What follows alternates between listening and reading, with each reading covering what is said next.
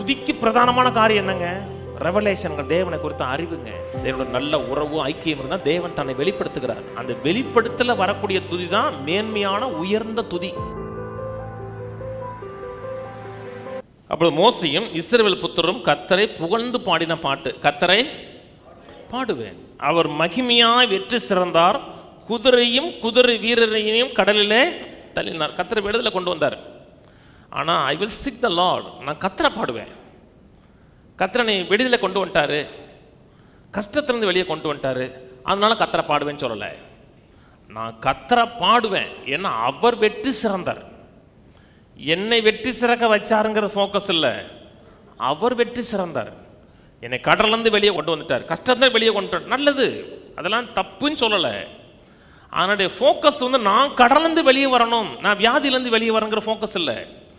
அவருடைய நாமம் உயர்ந்ததாக இருக்கணும். அவர் யெகோவா ஈரே, தேவைகளை சந்திக்கிறவர். அவர் தன் நாமத்தை விண்டிகேட் பண்ணார். நான் சொன்னது புரியுதுங்களா? அவர் மகிமையாக வெற்றி சிறந்தார். நான் வெளியே வந்தேங்கிற முக்கியம் இல்லை, அவர் வெற்றி பெற்றார். அவர் தன்னுடைய நாமத்தை இந்த இடத்துல விண்டிகேட் பண்ணி உறுதிப்படுத்தினார். மையம் யாருன்னா அவர் கொண்டு வந்தார். அவருடைய கேரக்டர், அவருடைய மகத்துவம், அதில் தான் அதான் அவங்க மைண்டில் இருக்கணும். அது எப்படின்னா ரெவலேஷனில் உண்டாகுது, கர்த்தரை குறித்த அறிவில் உண்டாகுது. கீழே கர்த்தரின் பலனும் என் கீதமானவர், அவரின் ரட்சிப்புமானவர். கர்த்தரின் பலனும் கர்த்தரின் பாட்டு. கீதம்னா கர்த்தருடைய பாட்டு. நான் ஏன் பாடினேன்? கர்த்தரை வெளியே கொண்டு வந்தாருன்னு பாடனே இல்லை, என் பாட்டு கர்த்தர். என் பலனும் என் கீதமானவர், அவரின் ரட்சிப்புமானவர். அவரே என் தேவன், அவருக்கு வாசஸ்தலத்தை ஆயத்தம் பண்ணுவேன். அவரே என் தகப்பனுடைய தேவன், அவரை உயர்த்துவேன். கர்த்தரே யுத்தத்தில் வல்லவர். கர்த்தர் என்பதனுடைய நாமம். பார்வோனின் ரதங்களையும் அவருடைய சேனைகளையும் சமுத்திரத்தில் தள்ளிவிட்டார். அவனுடைய பிரதான அதிபதிகள் சிவந்த சமுத்திரத்தில் அமிழ்ந்து போனார்கள். ஆழி அவர்களை மூடிக்கொண்டது, கல்லை போல ஆழங்களில் அமிழ்ந்து போனார்கள். கர்த்தாவே, உமது வலதுகரம் பலத்தினால் மகத்துவம் சிறந்திருக்கிறது. கர்த்தாவே, உமது வலதுகரம் பகைஞனை நொறுக்கிவிட்டது. உமதுக்கு விரோதமாய் எழும்பினவர்களை உமது முக்கியத்தின் மகத்துவத்தினாலே நிர்மூலமாக்கினீர். உம்முடைய கோபாக்கினை அனுப்பினீர், அது அவர்களை தாளடியைப் போல பச்சித்தது. உமது நாசியின் சுவாசத்தினால் ஜலம் குவிந்து நின்றது, வெள்ளம் குவியினால் நிமிர்ந்து நின்றது. ஆழமான ஜலம் நடுக்கடல்ல உறைந்து போயிட்டு, கடல் அப்படி ரெண்டா பிரிஞ்சு நிற்கிது. பிரிஞ்சு நின்று வெளியே வந்தாங்க. அதில் அவன் சொன்ன ஃபோக்கஸ் இயற்கையை ஃபோக்கஸ் பண்ணவே இல்லை. அப்படின்னு சொன்னீர் ஆண்டவரை, அப்படியே பிரிஞ்சிருச்சுன்னா அவனுடைய ஃபோக்கஸ் எது? இந்த ஹோல் சாங்கில் பார்த்தீங்கன்னா அவன் செத்து போனால் நான் வெளியே வந்தாங்கிற மட்டும் இல்லை, அதை யார் செஞ்சாருங்கிறது தான் ஃபோக்கஸு. ஒரு பிரச்சனை இருக்கலாம், போராட்டம் இருக்கலாம், சவால் இருக்கலாம். பிரச்சனை எவ்வளோ பெரிதாக இருந்தாலும் நம்முடைய தேவன் பெரியவர்.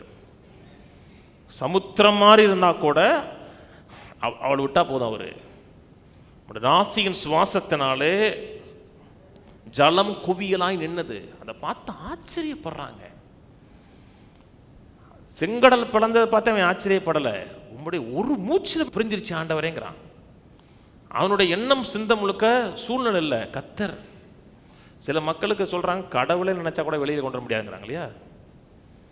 கடவுளே விடுவிக்க முடியாதுங்க, அப்படிப்பட்ட பிரச்சனை சிக்கிட்டேன். ஏன்னா அவங்களுக்கு பிரச்சனை பெருசாக இருக்குது, இவர் அற்பமாக தெரிகிறாரு. இவனுக்கு செங்கடலே பிறந்து தெரிஞ்சால் கூட அதை ஆச்சரியப்படாமல் அப்படி விட்டு சரி பண்ணிட்டீங்களேங்கிறான். அதான் பெரிய அறிவை உடையவர்கள், ரெவலேஷனை உடையவர்கள். துதிக்கு பிரதானமான காரியம் என்னங்க? ரெவலேஷன்கள், தேவனை குறித்த அறிவுங்க.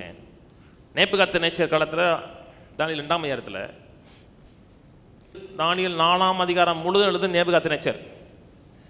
வேதத்தில் ஒரு புரஜாதி ராஜா எழுதுன ஒரு ஹோல் சாப்டர் இருக்கு.